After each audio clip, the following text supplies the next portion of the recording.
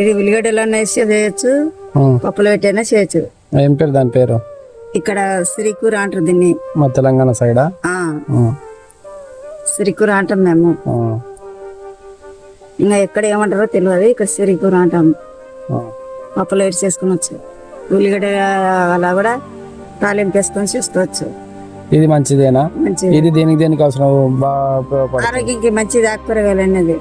ఇప్పుడు ఏమైనా అన్ని పాలకూరలు, మెంతకూరలు, ఇక సుక్కకూరలు గవే. అప్పుడు ఇది చెంచల కూర, సిరికూర, ఈ మూడు తప్ప మళ్ళీ ఒకటి లేకుంటుండే ఇక్కడ.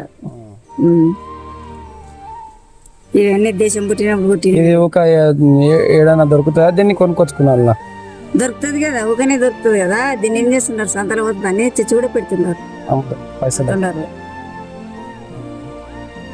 ఊగనే దొరుకుతుంది, ఇప్పుడు కల్వానికి అవుతున్నారు, ఊగనే దొరుకుతుంది, తెచ్చుకుంటున్నారు.